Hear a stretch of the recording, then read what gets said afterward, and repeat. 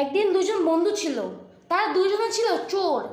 তো তারা দুজন একদিন কলা চুরি করতে গেছে। এখন কলার মালিক তো কলার পাহারা দিচ্ছে, কলার গাছ। বলতেছে প্রতিদিন শালার আমার কলাগুলো চুরি হয়ে যায় গাছ থেকে, আজকে পাহারা দিব, দেখবো কে চুরি করে।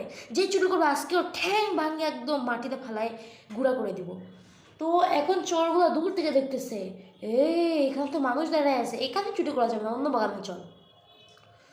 তো তারা দুজনে অন্য বাগানে গেল, কিন্তু তাদের সারা গ্রামে সব জায়গায় মানুষ দাঁড়ায় আছে বাগানের বাইরে। কারণ তাদেরকে তো সবাই চিনে, কারণ তারা চোর। তারা কলা চুরি করে পরের দিন সকালবেলা বিক্রি করে, বা তারা দুজনে খায় দেয়। তো সবাই জানে যে এইগুলো শয়তান। তো তারা সেই ভয়ে ওই কলার গাছ পাহারা দিচ্ছে, বা তাদের বাগান পাহারা দিচ্ছে। এখন তারা ভাবতেছে আজকে তো চুরি করতে পারবো না, অন্য একটা গ্রামে যাইতে লাগবে। তো তারা এরকম প্ল্যানিং করে অন্য একটা গ্রামের দিকে রওনা দিল। পথে আর একটা বন্ধুর সাথে দেখা, বলতেছে কই যাস? আর বলতেছে আরে আমি একটু ওই গ্রামে যাচ্ছি, আমার একটু কাজ আছে।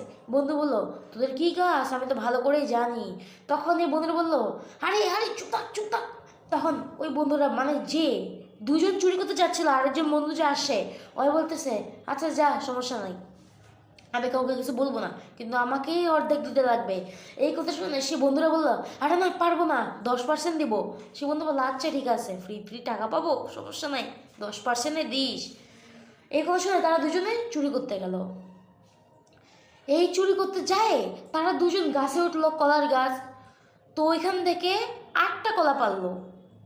এখন তারা ওইদিকে ছিল একটা কবরস্থান। 8টা কলার পাড়ার পর তারা আরেকটা বাগানের গাছ থেকে তার 24টা কলা পারছে। এখন এখানে তো একটা মানে মোট 24টা কলা পারছে। তো এখন তারা কবরের উপর দিয়ে, মানে কবরের উপর দিয়ে যে একটা দেওয়ালের মতো থাকে, মানে কবরের উপর দিয়ে যে একটা ইট দিয়ে গোছানো থাকে, তো তারা ওর উপর বসে, চারদিক দিয়ে তো দেওয়াল মারা, তাদের কোনো সমস্যা নাই। তো তারা যখন এখানে বসবে তার আগে তারা যখন আসতেছিল, তখন তাদের ওইখানে 24টা কলার থেকে 4টা কলা পড়ে গেল। এখন সে বন্ধু বললো আরে দোস্ত, 4টা কলা পড়ে গেছে, এখন কেমনে কি করব? এখন তো এখানে মানুষ জড়ো হচ্ছে, দেখা পাচ্ছি মনে হয় কলা চুরি করতে চাই, ডাল ভাঙছে এবং শব্দ হচ্ছে, ওরা তো চলে আসবে। এখন এই বন্ধু বললো আরে পড়ে দিয়ে দিব, এখন তাড়াতাড়ি চলে আয়, কলা ভাগ করতে লাগবে। এখন তারা কলা ভাগ করতেছে, তোর একটা আমার একটা, তোর একটা আমার একটা। তো সামনে একটা লোক আসে, ভাবতেছে ওই যদি কলা নিয়ে এদিক দিয়ে পালায়, ওই লোকটার বাগান। ওখানে বলতেছে এদিকে একটু চেক করি তো। তো সে শুনতে পারতেছে একটা তোর, যখন একটা তোর বলছে তখন ভয় পেয়ে গেছে, কিন্তু কবরস্থান থেকে এটা কিসের আওয়াজ আসে, এখানে নিশ্চয়ই ভূত আছে। তো সে আরো 3জনকে ডাকছে আর বলতেছে আরে এখান থেকে মানুষ ডাকতেছে। তো তারা বলতেছে একটা তোর একটা আমার, একটা তোর একটা আমার।